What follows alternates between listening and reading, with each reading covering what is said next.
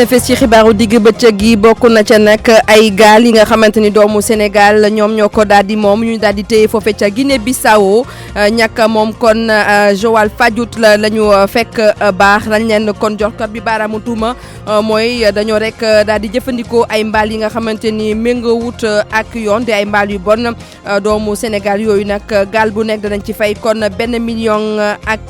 xaaj dañ ko waxtaanee ci biir xibaar yi. ginnaaw raay sud nekk ci banlieue bu Ndakaaru maire ba fa nekk daal di maire ba futu daal di kon wax ay dëggam ne xaalis bañ ko jox ngir mu daal di koy liggéeyee commune am kon dafa rek daal di tuuti mu jàpp ne ña ko jox dañoo daal di ngott moom Abdoulaye Diop ne nag xaalis bi du ko laal ndaxte dafa rek daal di tuuti jàngalekat yi tey dañu leen di màggal kon ci àdduna gi yëpp te ji juróomi fan ci weeru octobre ñu jagleel leen ko ñi nga xamante ñoom ñoo nekk ci classe yi di joxe kon xam-xam ca Kolda jàngalekat yafa ne donte sax bés bu ne ñi ngi ci ay jafe-jafe ay résultats yu mucc ayib la ñu nemmeeku ci seen biir classe yi Abdoulaye Diallo danañu ko nettali kon ci kanam nañ koy defee bés bu ne reportage safar bi tey ji ñuy dem ca Fatick foofee nag talibé murid yafa ne ña ngay rek daal di waajal kon màggal Touba ak addiye yi nga xamante ni ñu ngi koy rek daal di dajale dara du kon daal di rëy ngir daal di màggal li nga xamante ni moom mooy 18 safar danañ ñëw kon ci kanam ak Aminata Goudiaby ba léegi ci ñaareelu pàccu xibaar yi tàggat yaram Youssouf Bodian lay doon tranche de vie ñu dénk ko Salimata Aw li yéen kay xëy tey Barthélémy Ngom Abou Thiam moo féete ci machine bi ci micro bi Dieynaba Seydou Ba di leen dalal ak jàmm ci xibaaru digg bëccëg gi fii ci rajo Futur Média xibaar yoo xamante ni dañ koy dooree ak juróom-benni gaal yi nga xamante ni ay doomu Sénégal ñoo ko daal di moom ñu daal di koy téye kon ca Guinée Bissau ni ko gannaaw barki démb kon ba néegi ni kilifa ya nekk ca Guinée Bissau lañ leen di kon tuumaal mooy ñoo yor kon gaal yooyu nekk ay doomu Joal dañoo rek daal di jëfandikoo ay mbaal yi nga xamante ni méngoowut ak li loi bi daal di nangu di ay mbaal yu bon ngir daal di fay def seen nappek yi ni mel te loolee nag dañ ko fa rek daal di tere foofu ca Guinée Bissau moo tax nag gaal gu nekk dana fay lu toll kon ci 1 million ak xaaj ngir ñu mën a kon wéye liggéey bi ak mbaal yu baax danañ si dellusiwaat incha allah ci suñu yeneen ëtti xibaar gannaaw ba benn waxtu jotee ba teg ñaari simili ñu woy ba léegi ci xibaaru digg bëccëg gi ak bés bu ñu jagleel ci àdduna bi yëpp jàngalekat yi ñu koy màggal si suba ba léegi tam bi nag mooy jigéenu jàngalekat yi kon luy avenir ak seen ak li ci biir profession bi moom la ñuy mooy thème bi nga xamante ni moom la ñu ko daal di tànnal ci àdduna bi yëpp ci suba nag ba léegi kenn ku fi nekkoon jëwriñ ñu dénk wàllum njàngale di Kalidou Diallo mi ngi amal kon ab conférence publique jëme ko ci qualité njàng mi fii ci suñu réew danañ ci dellu si waat ci suñu yeneen i ëtti xibaar Demba Kolda foofee nag la ñu duppee abri provisoire de ay salle de classe yu ndéggandiku loolee nag moom mooy jafe-jafe yi nga xamante ni moom la jàngalekat yi di fa rek daal di dund bokk na ci itamit ne classe yi dañuy fees dell ak ki gone waaye nag jafe-jafe yooyu du leen tere ñoom jàngalekat yi daal di rek joxe li gën ci ñoom maanaam jàng bu mucc ayib ba ay résultats yu baax ñu ngi ko fay rek daal di nemmeeku foofee ca Kolda Abdoulaye Diallo. néegu classe yi ñu defaree ak ay saket mooy benn ci jafe-jafe yi gën a xajamal liggéey jàngalekat yi ci biir daara yi. Nous avons des conditions de travail difficiles à cause du manque de salle de classe. jafe-jafe yi mu ngi ni fu mu toll nii boo xoolee ñu ngi si ay abri te balaa ñu tàmbalee jàngale bi foog d'abord ñu xaar waa dëkk bi d'abord ñu defar mbaar yi te boo xoolee déjà tableau yaa ngi nii. daanaka kaaraange barewul ca yile mbaar. te ku wax mbaar ay risque mu ngi si ndaxte boo xoolee comme moo ko waxee man suma première année bu ma ñëwee fii jot naa fi gis jaan xale yi sa ñëwoon naan jaan baa ngi nii ma door leen génnee door a rey jaan bi. moo waral ñoom jàngalekat yi ñuy sàkku ci nguur gi ndax programme bi ñuy sos tey xeex wàllu abri yi dem ba jeex. Vraiment si nous pouvons avoir des constructions comme l'a dit le ministre. Et pour cela le gouvernement doit nous aider. donte yi li jafe-jafe jàngalekat yi dañuy débrouiller wu at bu ne am ay résultats yu baax. Malgré cela ren sama école sant yàlla sama école Médina Mamadou Alou dans la commune de Dialambéré mujj na am benn résultat bu baax bu 100%. boo xoolee tamit ren résultat yi baax na fii si yenn Médina Yoro Foulah. yegg ci yenn daara yi ndongo yu bare ci yenn salle de classe yi ak ñàkkum ay cantine scolaire dañoo bokk ci jafe-jafe yi jàngalekat yi di dundee fii ci Kolda RFM Kolda Abdoulaye Diallo ba léegi kon ci wàllum njàng ak njàngale ak liggéey bi di liggéeyu jàngalekat ndax ba léegi daanaka nañu ko bëggee woon ci yaat yu njëkk yi ndax ñu ngi koy bëggee ba léegi laaj boobu nag samp nañ ko daal di koy jagleel ñi nga xamante ni ñoom ñoo nekk kon ci mbir mi Abdou Diouf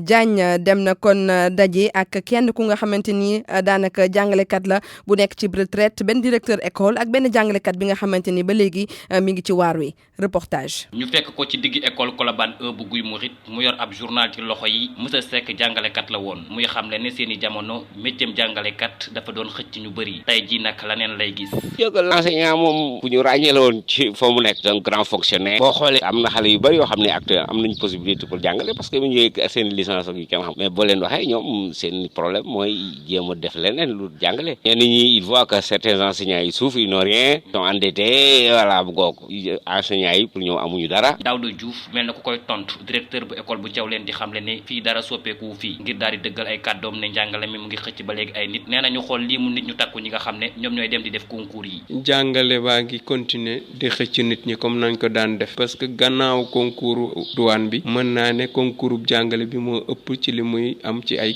candidat kon nit ñi am na luñ ci gis ba pare li ci nekk aussi mooy boo defee formation bi boo paree rek tu es dans la fonction publique. muy ay kàddu yoo xam ne jàngalekat bi di sàkku ñu nëbbal ko turam daf koy dëggal. métier bii daal man gëm naa ne liggéey bu baax la bu wóor la bu garanti la na mu meloon ba njëkk ba yëg-yëg ak mat gi ngay am ak ni la nit ñi di jàppee ci biir dëkk bi looloo am ba léegi fonctionnaire de l'état lañ te gënuñu ñàkk solo ci fonctionnaire u Sénégal wàllu ko dafay dépendre rek ci nit ki te nit aussi da ngay dund li nga xamante ne loolu nga tollool. fi si Tëngéej xalaat yi nag daal dinay wuute ci ñi nga xam ne ñoom ñooy yëngu ci wàllu njàngale jëm ci ndax seen métier moomu ba léegi mu ngi xëcc ay nit wante ñu ëpp si ñoom dañoo gis ne ba léegi jàngale nit ñaa ngi bëgg di ko def RFM Rufisque Abdou Diouf Diagne. di la jaajëfal bu baax a baax Abdou Diouf Diagne dem ba Ndar foofu nag étudiant ya nekk ca université Gaston Berger ñoom nag ba léegi ñu ngay wéyal kon seen grève bu amul app coordination étudiants yi nag ba léegi la ñuy ñaawlu mooy pataaral bi nekk ci kilifa yi kon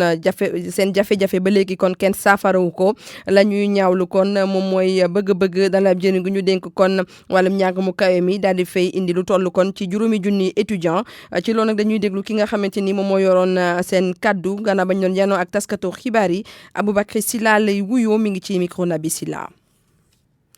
kon danañ ci daal di dellusiwaat kon ci kanam ak ki nga xamante ni moom mooy Aboubacry Sall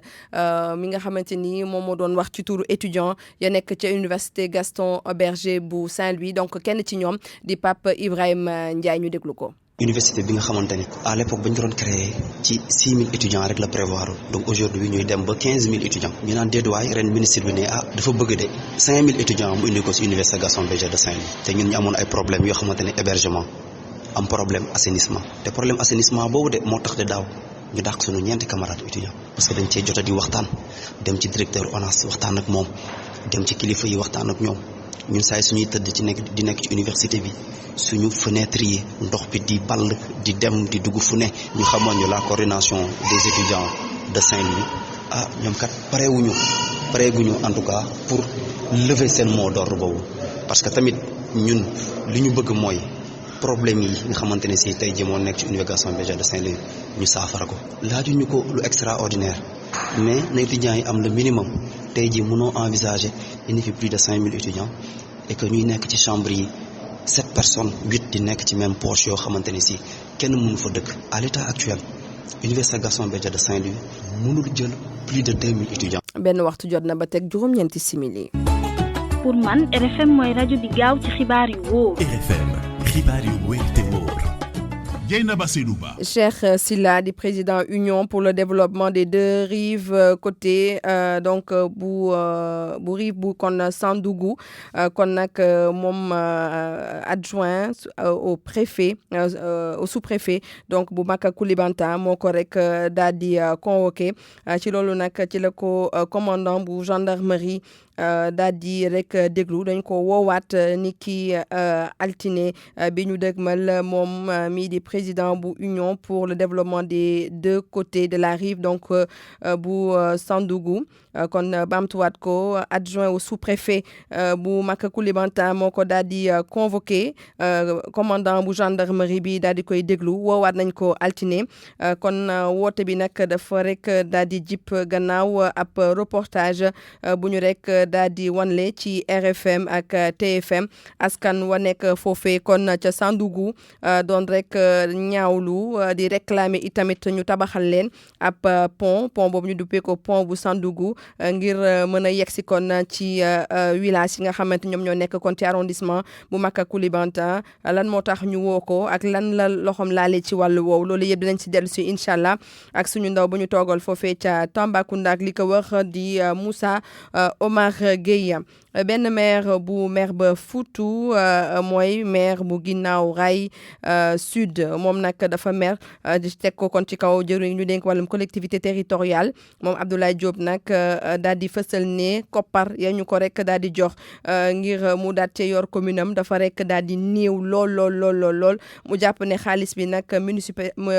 mun cee rek daal di kon doxal li nga xamante ni moom mooy liggéey bu mu bëgg daal di amal foofee ca commune ba rawatina nag jafe-jafe yi ñuy rek daal di am ñu déglu ko moom Abdoulaye Diop ci micro Ndongo Ka. sunu moyen bëriwul moo tax ñu ngi bëgg gouvernement bi gën ñu jàppale parce que aussi une commune comme Guinaw Rail boo xam ne wax dëgg yàlla am mat 40 000 ou bien 45 000 habitants am ñetti école vraiment fonds de dotation boobu war nañ ko gën a xoolaat tuuti parce que aussi tamit maire yi amuñu moyen yi nga xam ne pour yenn ñi ñu bëgg a doxal dëgg-dëgg seen politique mun ñu ko doxal daaw bi noonu naa ministre bi wax ko na ko daal suñu fonds de dotation xaw nañ ko xeeb tuuti nañ ñu gën a jàppale waaye tamit bëgg nañ aussi Guinaw Rail am maintenant un lycée parce que loolu rek moom moo ñu desee dëkk la boo xam ne actuellement autour à péage bi dafa nekk à côté yàlla route nationale terre bi aussi ñëw na donc Guinaw Rail dañ ko fermer complètement léegi ba tax na fi ñu nii bu ñu leen dimbaluwul xale yi pour seen jàng dina sooxe ndax dañuy tardé ndax fi ñu nii dañoo am problème mu mobilité à Guinaw Rail moo tax comme am nañ fi ay école comme APECI bi ñu jëm a xool nu ñu defee def fi vraiment tabax fi ay classes yoo xam ne lycée lay doon ko defee xale yi duñ génn Guinaw Rail boo amee bac nag xam ne da ngay dem ci route nationale bi gis auto dem université fii am na espace parce que tamit tabax classe yi jaful léegi classe yi léegi dañ ko tabax en hauteur soo amee 3 classes ak 4 classes suuf li rek nga def ko ci kaw kon Abdoulaye Diop nekk maire bu Guinaw Rail Sud Khalifa Babacar Sall moom mu ngay wéyal kon tukki nemmeeku bu muy amal ci njabootu diine yi ji ci samedi ji nag ñu koy xaarandi ca Tiwaawan foofee nag xalif bi dana ko daal di dalal ak ka yor kàddoom di Pape Malick Sy gannaaw Tiwaawan nag moom Khalifa Sall dana dem ca Ndiassane ki fi nekkoon maire bu Ndakaaru nag di fàttali ne tey la def ay bés démb la def ay bés kon gannaaw bu mu génnee kon ci kaso bi démb ma nga woon ca Touba. association bu bees bu nga xamante ni dafa tënk sénégalais yi nga xamante ni ñoom ñoo nekk ca Mauritanie ak Mauritanie yi nga xamante ñoom ñoo nekk ca fii ci Sénégal loolu yëpp ngir gën a rataxal diggante ñaari dëkk yi ci wàllum kon social waaye rawatina nag ci wàllum diplomatie ña fent li ni mel nag démb dañoo amaloon jan taskatu xibaar yi foofee ca Nouakchott ñu déglu ci kenn ci ñoom di Ibra Sarr ci micro suñu ndaw bay fa nekkal di Mouhamed Diop. ñaari population yi nag ñoom ñoo daje xalaat ne war nañoo taxawal ànd ak xaritoo googu nga xam ne amoon na bu yàgg ñu continuer ko dëgëral ko ba li nga xam ne Sénégal ak Mauritanie seq nañ ko ci ay relation ba ci boo xoolee jamono ji gaz am na fi pétrole am na fi loo xam ne Sénégal ak Mauritanie mun ñu ko séddoo il faut ñu ànd ko donc loolu yëpp tax na ñu ànd ak population yi ngir dëgër googu ñu ànd nekk benn bu kenn nekk Mauritanie jàpp ne sax yow Sénégal jóge nga fa pour ñëw Mauritanie bu kenn nekk itam Sénégal nekk fa jàpp ne man Mauritanie laa jógee ñëw Sénégal foo nekk rek jàppal ne sa réew nga nekk sa dëkk nga nekk fépp foo xam ne ni état waroon na fa def te protocole ba mën na yàgg te ñun ñoo nekk ci terrain bi mën nañ cee dox wax ci bëgg nañ nag ñoom ñu yombal ñu démarche yooyu nga xam ne moom la ñuy def moo xam kilifa yi goo xam ne rek yow war na la commencé ci président ba ci ambassadeur ba ci gouverneur daal mooy li nga xam ne moo tax a jóg ñu ci tàll loxo ñëpp rawatina nag kilifa diine yi suñu kilifa diine yi ko ne xam ne vraiment ñu ngi ciy dox itam lu am solo. ñu wax nag ci octobre rose xam ngeen ne nag octobre mooy weer bi nga xamante ni moom la ñu jagleel xeex bi ñuy xeex feebar bi di cancer rawatina nag ci cancer wu jigéen ñi moo tax nag tey jii demoon nañu foofee ca LISCA ngir fekkee bés bu ñu jagleel dépistage cancer du sein lu toll kon ci ñeenti téeméeri kon jigéen ña nga fa woon tey jii ci suba bu ñu sukkandikoo nag ci ki yor kon seen jokko nee na bu ñu noppee nag ci consultation yi ba pare dañuy rek daal di def suivi de cas Salimata Aw.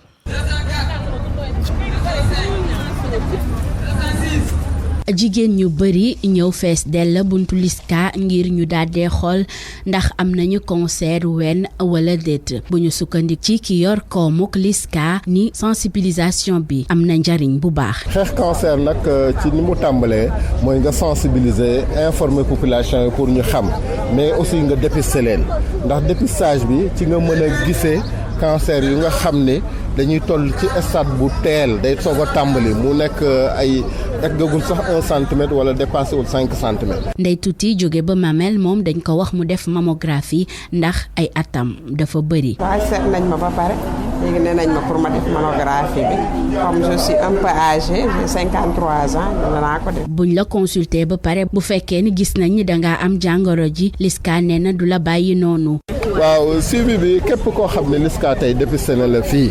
mu gis anomalie bu ndaw ci sa ween mu laaj mu def mammographie dinañ la may bon mammographie boo xam ne doo ci fay dara boo demee def sa mammographie ba pare aussi boo ñëwee bu fekkee mammographie bi dafa laaj nga def ponction mammaire wala biopsie loolu LISCA dina ko jël en charge bu fekkee ni tamit dafa laaj traitement ci maladie bi fu suñu moyen toll rek dinañ ko ci def pour topp malade boobu parce que ñun tàmmuñu ni dépister malade ba pare bàyyi ko dans le désarroi rendez-vous mu hôpital sax ñun ñoo koy toppatoo. dépistage bi di wéyandi ba ci ngoon bu juróom benn waxtu jotee ab bilan LISCA dina ko def ngir ma gën a mën a xool fu yëf yi taxawee wante itam ngir gën a mën a xuus ci xeexum cancer ci Sénégal. jërëjëf Salimata Aw wàllum cancer sax ci kanam danañ ci dellusiwaat ak ci ay témoignages ci tranche de vie danañ ci ànd ak yow ci ñaareelu pàccu xibaar yi reportage safar bi la ñuy rek daal di yegg si xam ngeen ne nag ca Fatick taalibe yi itamit ña ngay rek daal di pare ña nga ca wàccaay na mu waree donc duñu rek daal di compter nañu koy waxee ngir daal di dugal seen koppar ci li nga xamante ni moom moo nar a jël jëm ci berne yeeg yi ni mel addiye bi itamit duñ ca rek daal di xool leen lépp la ñu rek daal di teg ngir lépp jaar ci yoon reportage Aminata Goudiaby. être mouride déjà c'est un cadeau pour moi. moom Tine Diouf lu tudd tab enseignant bu retraité la moom nag li mu bokk ci tarixa Cheikh Ahmadou Bamba daf ci kontaan loolu comme ni ko murid yëpp di defee mi ngi waajal bu baax màggal gi te ni mu koy defee saa su ne mooy du demee loxoy neen li ñuy woowee addiya nag fas yéene na ko joxe bu baax a baax moom Tine Diouf. dama ko joxe dama rus. dama rus parce que je me dis que li ma amel Serigne Touba man di ko jox xaalis di ko xalaat dinaan lii xaalis la di xam ne sa xaalis la wala ma xam ni lim la du ngor nga jox Serigne Touba xaalis di ko xalaat ni jox na ko xaalis du ngor. ci point de transfert d'argent bi nga xam moom moo jàkkaarloo gare routière bu Fatick lu gérant bi di Aliou Senghor moom itam taalibi murid dëgg la te nee na li nga xam ni moom la ñuy woowee addiya di ko joxe moom sas la ko def. comme murid yëpp dañuy di joxe addiya moom comme ñun ay murid lañu te ku ne murid wax ndigal ak joxe addiya te ni forcé wuñu ko kenn waaye murid xolam dafa yaatu. ñoom ñii nag ñu ni lépp lu ñu am rek jaral na leen ko même bu fekkee ni sax ñi ngi wax naan jamono neexatul ndax dëkk bi dafa metti Tine Diouf di wax moom li mu gëm. adduna du naqari mukk bala mu metti mukk ba ñu mën a ñàkk a joxe hadiya man sama sëriñ nee na ma gis la yow nga toog ma gën a nga jox ma dërëm parce que dërëm bu soxlawu ma ko ne ñun bu ñu joxul hadiya gàcce la ci ñun tey dañ ko waral Sëriñ Tuubaa bu ñu ko joxul du ñu gor baaxuñu. Daouda Dione moom ab mécanicien automobile la moom itam nu ni mel lay xalaatee. que ñàkk jaruñu lañ wax te sëriñ bi soo ko defal maanaam soo ko joxal lu la jom mu joxal la jéem yow moo tax ñun joxe gi moom mënut a ñàkk foo ñu joxe addiya parce que lépp lañ jaral daara lañ yor di cotiser station xamante ni pour nekk maa nga lañ ko doyee. ci Fatick nag ay fan a ngi nii ci quartier yu bëri yu nekkee ci commune bi ñu ngi amal ay xew-xew yoo xam ni safar gi lañ ko jagleel. Aminata Goudiaby Fatick RFM. RFM Sport. xibaaru tàggat yaram gannaaw ba benn waxtu ba jotee fukki simili ak juróom-ñeent ñu dalal Youssouf Bodian Youssouf maa ngi lay nuyu. di la fay jënd ba di nuyu ñëpp. ñu tàmbale ko football ak yeggali quart de finale bu tournoi bu UFOA. tey ci ngoon ca Thiès stade Lat Dior bu 20h jotee Togo mooy dajak Côte d'Ivoire xëccoo kon ngir dem ci demi-finale yi ki gagné ci match boobu mooy dajak Ghana mi éliminé démb Burkina Faso ci quart de finale yooyu de 5-4 ginnaaw tir au but 1-1 lañ def bi temps réglementaire bi jeexee waaye nag ñoom seen sélectionneur am kon li ko neex ci taxawaayu équipe am boobulee déglu nañ ko kon ci xibaaru français yi jàppale ni kon match bi Togo Côte d'Ivoire 20h la waaye laata loolu 17h match de classement diggante Cap-Vert ak Nigéria suba ci dimanche bi Sierra Leone Mali 20h ku gagné ci match boobu kon mooy daje ak Sénégal mardi lay doon bu 20h jotee Dieynaba. ñu wax léegi ci Europe foofu nag ñi ngi jongante ci championnat ya fa ne. championnat bi door di Premier League bu Angleterre 8e journée bi ñii di waa Tottenham jege lool défaite ndax Brighton moo leen mëne ñetti bal ci dara di kon défaite bu métti ginnaaw kon bi ñu lajjee ci Ligue des Champions ci semaine bi ci kanam kon Bayern ñu ñàkk 7-2 kon 3-0 la ñu mëne Tottenham kii di Lloris di gardien bu France nekk yéen Tottenham dafa blessé ci 8e minute bi. waaw la génn. kon ginnaaw bi nga xamante ni moom da di encaissé bi bu njëkk bi moo tax it kon France nañ jaaxle ndax seen match bi di ñëw convoqué woon nañ ko ci datu FIFA bi. waaye moom génn na kon Tottenham fu mu toll nii ñu ngi ci 90e minute mëne nañ ko 3-0 suñu noppee ñi di waa Liverpool dinañ daje ak Leicester bu 14h jotee équipe bu Sadio Mané nag dafa tegle juróom-ñaari match di ko gagné ci wàllum championnat Angleterre bi mu dooree ba léegi kon mu doon record boo xamante ne tey dinañ amaat possibilité gën ko xóotal. ca Espagne ñoom it tey dinañ door seen 8e journée bokk na ci match bi ci gën a fës Real Madrid Grenade kon moom moo dooroon fan yële waa Barcelone kon ñoom tey ñooy fekki waa Real Madrid match boobule 14h lay doon. dina am tamit yeneen match ca France nag foofule jàppale ni Paris Saint-Germain bu Gana Gueye mooy day ak Angers bu Sada Thioub match bi 15h30 lay doon. Metz ak ay sénégalais bokk na ci Habib Diallo mi ñu convoqué ci matchu Sénégal Brésil bi ca Brest lay football bu 18h jotee Montpellier am ñaari ndam yu tegaloo moom dina dem ca Monaco plutôt am ñaari ndam yu tegaloo dina dem ca Montpellier Monaco muy club bu Keita Baldé Diao match boobu tamit 18h jotee lay doon ca Allemagne lañ koy jeexalee ak Dortmund Fribourg ñi di waa Bayern Munich di dalal Hoffenheim Geneva. ñu wax léegi ci wàllum basket.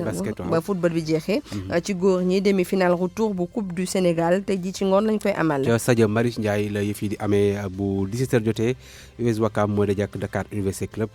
ci match aller bi étudiant Dakar yi ñoo gagné 10 points kon 59-69. suñu noppee 18h30 AS Douane Asfa douanier yi ñoom it ñoo gagné woon match aller bi 63-57. ñu wax léegi ci arts martiaux ak championnat d'Afrique yu Nambudo door tey ci samedi bi SNEPS bu Thiès kon jamono yi kon ñu ngi door wàllum kata kon ci wàllum préliminaire yi waaye laata championnat yooyu lee ci semaine bi yëpp amal na leen fii kon ab stage boo xamante ni ay experts yu bëri ñoo ci bokkoon ñu ànd ci ak directeur technique national Nambudo Sénégal nekk 7e daan ceinture noire la kon di Mamadou Jean Charles Tall. Confédération africaine de Nambudo moo ñu ñaan pour ñu organiser championnat d'Afrique ñetteeli championnat d'Afrique yi fii ci Sénégal li xew c'est que dañu profito comme xamoon nañ ne championnat bi ay experts yu bari dinañ ñëw ñu organiser benn stage avant championnat bi comme ça ñu mun a profiter ci stage bi jàngale si am nañ chance fédération mondiale yónni ñu directeur technique adjoint au niveau mondial ak présidente comité international d'arbitrage ñooñu ñoo ñëw diriger stage yi ñetti dëkk fi ñëw en tout et pour tout on a une centaine de combattants de participants yu ñëw ci stage bi ak championnat bi en plus de ñetti dëkk yooyu am nañ ay experts yoo xam ne jóge nañ Maroc jóge nañ France jóge nañ Croatie jóge nañ Suisse jóge nañ Cameroun jóge nañ Côte d'Ivoire experts yooyu yëpp daje nañ jël seen xalaat may ñu ko donc ñu ngi leen di gërëm bu baax si loolu parce que dinañu permettre ñu Nambudo bi gën a avancer fii. Mamadou Jean Charles daal discipline yi arts martiaux yi la mais day boole ay aar yu bëri. waaw ba tey mel ni karaté ak yeneen. moom kon championnat yi door ci Thiès incha allah suñu yeneen xibaar nañ leen jox xibaar jëm ci équipe nationale bu Sénégal bi ciy bokk. ñu dem ba Doha. athlétisme bi. voilà waxtaanee mondiaux yi fay xew. mondiaux yi nag xam nga 100 mètres mooy discipline phare. ci wàllum championnat du monde wàllum athlétisme majoritairement kon ci championnat yëpp waaye tey mooy 4 fois 100 mètres mooy relais bi tey ci ngoon lay am bu 18h55 jotee. ci jigéen ñi nag ñoom ñooy door yëf yi amul benn réew Afrique bu ci teew ci final bi ndax Nigéria mooy 6e Ghana mooy 7e ci seen série bi ñu doon kon jongante éliminatoire yi waaye nag favori yi ñooy Jamaïcain yi ñoom kon ci wàllum 4 fois 100 mètres yooyu rek li ko waral ñoom champion du monde bi ci ñoom la nekk mooy Sally Ann Fraser moom nag mun nañ jàpp ni soo daxee daw ci wàllum 100 mètres yaa dax daw ci àdduna bi mooy kon jigéen bi gën a gaaw waaw Bolt moom bàyyi na arrêté na kon carrière am moom nii ci jigéen ñi moom moo nekk champion du monde en titre moom doomu Jamaïque boobule bi mooy ñeenteelu titre mondial am di lu kenn mu mësula def mooy doomu Jamaïque bi ñoom kon seen concurrent yi bokk na ci doo britannique yi ñoom seen yaakaar mooy kii di Dina Asher-Schmidt moom mooy kon vice championne du monde États-Unis moom it dina bokk ci jogante yooyu la ñu fàttali ni kon ci 100 mètres bi doomu Côte d'Ivoire di Marie-Josée Talou moom moo jël kon médaille de bronze bi maanaam 3e place bi ginnaaw britannique bi ak jamaïcaine bi ci góor ñi 21h la ñuy jongante 4 fois 100 mètres bi Afrique du Sud mooy teewal Afrique ci final boobule waaye ci kanam nag am na ay dawkat yu gaaw ku mel ni Christian Coleman mi nga xamante ni kon mooy champion du monde di doomu Amérique moom tamit États-Unis ñoo am vice champion du monde bi ci wàllum 100 mètres di Justin Gatlin vice champion du monde kon Grande-Bretagne ak France ñoom it dinañ kon bokk ci ñu jongante relais 4 fois 100 mètres yooyu de bu 21h jotee lay doon Afrique nag démb am na ay africaines yu wane seen bopp ku mel ni Kenyan bi di Béatrice Kepkoech moom nag ci wàllum 3000 mètres bi la am médaille d'or doomu Éthiopie bi di Mokhtar Idriss moom it conservé titre am ci wàllum 5000 mètres Djeneba. mais Sénégal fu mu toogee. Sénégal benn athlète rek la ñu am ci kon wàllum 400 mètres. waaye waaw 400 mètres et. waaye waaw bu ñu toog ci éliminatoire yi kenn rek la ñu am moom moo dem ci daanaka depuis Ami Mbacké Thiam affaire yi dafay gën di wàcc. dafa tagga témbe. voilà dafa tagga témbe. kon nawetaan la ñuy waxtaanee Djeneba moom lañ koy jeexale ak ASC Sédhiou yi nga xamante ni jot nañ seen subvention juróom benn million boo xamante ni dañ ko séddoo ak yeneen structure yoo xamante ni day dajale ay ndaw ci commune bu Sédhiou premier adjoint au maire bu Sédhiou kon moo leen jëbbal subvention yooyu la Abdoulaye Koli lay wuyoo ñu déglu ko ak Max Eclit Kamfani. dañ fi daje pour effectivement ak responsable ASC jotel leen lu Abdoulaye Diop tàmm di leen def mooy subvention par rapport seen activité navétane mais dafa nekkoon donc occasion boo xam ne que foofu la ñuy profiter tamit pour wax leen ne que dëkk bi ñu ñëpp ñoo ko moom te ku yaakaar ne que maire bi moom kese ci bureau moom moo mën a def pour tax dëkk bi set dëkk bi am ay garab loolu ndax boppam la kon ku nekk ci ñun mën na ci yëngu-yëngu suñu dëkk bi mën nañ ko ci setal suñu dëkk bi mën nañ ko reboiser suñu dëkk bi tamit mën nañ ko vraiment entretenir d'une manière ou d'une autre état mu ngi def lu mu mën a def mais ñun tamit dañu war yëngu c'est à cela que dañu ci lancer appel pour que jeunes yi ci seen football yi ñuy def ci seen rencontre yi ñu gën a jiital xel au lieu que xol parce que en fait jàmm lépp a ci xeej surtout que Sédhiou boo ko jëlee presque ñëpp ay parents lañu donc kenn warlu sëgg ci kanam moromam ngir def na lu ñaaw te pratiquement mu am ci gàcc donc yaakaar naa ne que dañ ci profiter pour effectivement lancer l'appel à toute la jeunesse pour que lu ñu tàmm ci paix dans la ville ñu gën a ko dëgëral pour que ñoom tamit en tant que vecteur ñu mën a yóbbu message boobu ci jeunesse bi yëpp et particulièrement école yi nga xam ne que école bi ubbi na suñ doom yi ñoo fa nekk donc ku nekk war na yëngu mënuma joxe dans le détail mais par rapport à kii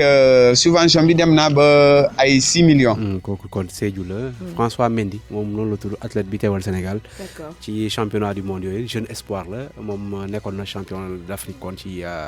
lii di nekkoon na champion zone 2 ci tournoi bi amoon li mujj. moom lañu yaakaar ni peut-être ci at yi di ñëw ay 20 ans la waaw dina mën a peut-être progresser daal di pourquoi pas bokk ci finale yi. waaw inchallah on croise les doigts. comme ni ñu koy rek daal di waxee. merci beaucoup Youssouf Bodian ci page des sports bi. pour man RFM mooy rajo bi gën a jege askan wi. RFM rajo bi jaamu seen soxla. sànq maa ngi ko doon wax nee na leen octobre moom la ñu jagleel kon xeex bi ñuy xeex lii di kon cancer ci jigéen ñi mais aussi moom mooy weeru sensibilisation ci feebar boobu moo tax nag daje nañu ak ab soxna bu tudd Awali moom nag dafa amoon cancer du col de l'utérus naka la xamee feebaram nan la ko dundee ak naka lañ ko fajee loolu yëpp kon daan na ko dénk Salimata Aw ci tranche de vie. du feebar buy wàll daal peut-être mën nañu tiit ci sida moom xam nañ feebar boo xam ne amaguñu lu koy faj mais cancer am nañu lu koy faj. am lu toll ci juróom fukki at Awali moom dafa ànd ak cancer col de l'utérus mu tuuti mu sóor bopp ba awa ni mi ngi jàngoro ji ci diiru ko ñaari at. feebar bi dama doon sentir ay métit naq buy métti. après buñ ma xoolee ñun ma madame daal xool nañu gisuñu dara ci yow man la dama am toujours métit. ñun ma léegi da ngay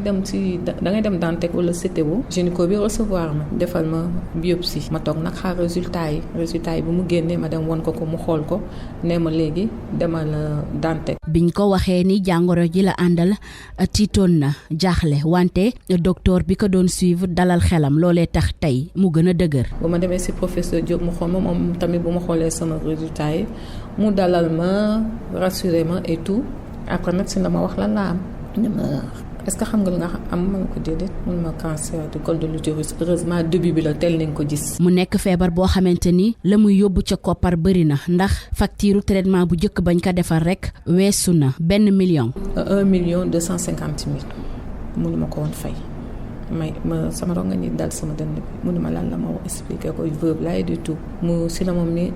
def en rapport ak waa LISCA si lañ ma woo ak ñu commencé di ma jox garab yi may dem Dantec di def sama séance chimiothérapie. lii di chimiothérapie ñu bëri ci ay malade dañ koy ragal awa ni naam am na awa ni loolee am na ndax yenn saay boo defee ba pare yëf yi day def ay réaction effet secondaire yi la nit ñi di ragal parce que man première fois bi defuma dara deuxième fois bi ba troisième fois bi laa commencé woon am ay nausées di wëccu après quatrième fois bi mu def ma genre paralysie jàpp sama tànk yi parce que boobu dama anémie woon aussi mu jàppoon tànk yi mais après ñu ma doon defal ay poche de sang. boroom këram génn àdduna mu am ñetti bant awa nii famille am taxawu nañ ko wante waajuram bu jigéen moom dafa mujjee ñàkk bakkanam. bu ñu ma waxee feebar bi ma ñëw wax ko comme c'est ma confidente je lui ai parlé des trucs comme ça mu ne ma ay aw mais après moom nag mu def ko tension mu sonal ko ñu yóbbu ko principal 2 semaines la fa def décédé. ba léegi nee na xamul lan moo ko jox feebar bi li ñaawal njort xelam rek mooy dafa yaakaar ni na mu daan utiliser produit yu ñuy xaxasee kanam lu bari moom moo ko jàpp. non jox ñu ma benn explication. mais man dama yaakaar ne si lu ma yaakaar parce que dama tàmmoon di def ay bain intime te ñu ne loolu def ko lu bëri wala raxas sa kanam lu bëri yooyu loolu ragaloon naa loolu def ma ko ou bien denc saw. jamono ji ñu toll nag mi ngi xaar rendez-vous ngir dem defi radiothérapie wante machine gi ba mu fa demee keroog ñu ni ko daa paan awa nag ni da koy gën a yokk njàqare. tiital nañu torop bu ñu gouvernement bi mënoon dimbali si machine yooyu